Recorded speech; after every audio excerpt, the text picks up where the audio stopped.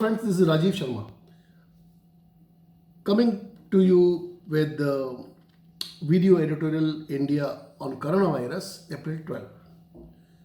Why you should see this very brief video till the end? Why should you subscribe to my channel Rajiv Kejriwal? The reason is that I bring to you a perspective which others don't. It's completely objective and independent. Let me tell you, explain to you this video in just one sentence. Sum up the broad point. Well, my argument in this video is that when the 21-day lockdown in force since March 25 comes to an end on April 14, I believe, contrary to the reports, the lockdown may not be extended. Or rather, to put it this way, lockdown maybe will be extended in parts, but at the same time, the lockdown will be eased. And the easing part will be the most important part of the story. Why? We all know Prime Minister Modi is a very shrewd politician. Yesterday he had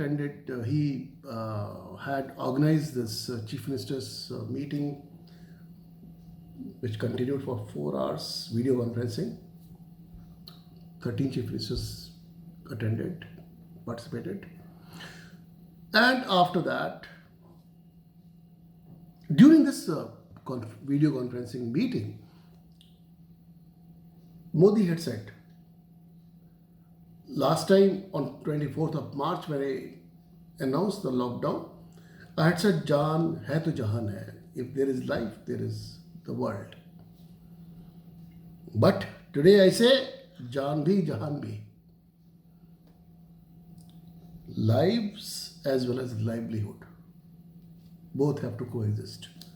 Despite that, Delhi Chief Minister Arvind Kejriwal jumped the gun and he went public saying that I think PM Modi's decision of extending the lockdown is right, whereas there was no extension. So, Prime Minister Modi will be itching to prove his political rival, or not what rival, he is not a rival because his size is much less. Kejriwal is no rival for him. But we all know that there is no love lost between Kejriwal and Modi, and vice versa. So, I believe that Modi will leave no stone unturned in proving Kejriwal wrong. Therefore, despite the fact that today 909 new cases have come up, despite the fact that the total number of deaths is veering towards 300, 273 today, as of now, total deaths. And despite the fact that by the time lockdown is lifted on, or the status of lockdown is declared on 14th of April, by the time the number of deaths at this rate, the number of cases that is, are well set to cross the 10,000 mark. Despite that fact, and despite the fact that 80 more districts have joined in the COVID-19 zone in the past 4 days alone, despite all this, the fact is that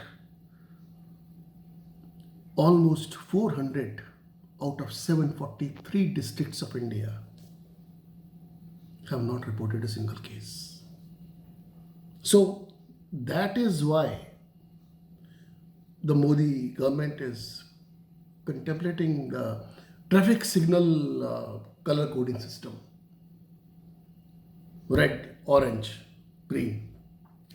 Where Obviously, red zone will be the hotspot zones. No exit, no entry. Complete lockdown, where lockdown may be extended not just until April 30, but it may be well beyond that till the situation improves. Orange, maybe some exemptions. Green, the question is, why should those districts where not a single case has been reported, why should it suffer? And obviously, it is a lives versus livelihood kind of situation, and livelihood also is equally important. Now, given the fact that the graph of pandemic, coronavirus pandemic is not so alarming, it's not so abnormal, I think it's all the more reason for PM Modi to announce the sectors which will be exempted from the lockdown, which I believe should be not just pharma, not just e-commerce, not just agri, but also it should be manufacturing. It should also be, why not airline, which is the worst hit sector, transportation, hospitality. Hospitality, I don't know whether that lockdown will be lifted immediately, but by and by. Now, last point, that I believe that US has pledged 10% of its GDP towards the stimulus package. UK has given 15% of its GDP, whereas as far as India is concerned, it's not even 1%. So, if minimum 4 to 5% of GDP is to be pledged to the stimulus package, then by that standard, anywhere between $100 billion to $130 billion have to be pledged for the stimulus package. Now, if Modi waits longer, this amount becomes bigger and higher. That is why all the more reason it makes in economic sense to start a graded easing of the lockdown from 15th of April. Thank you, friends, for watching me.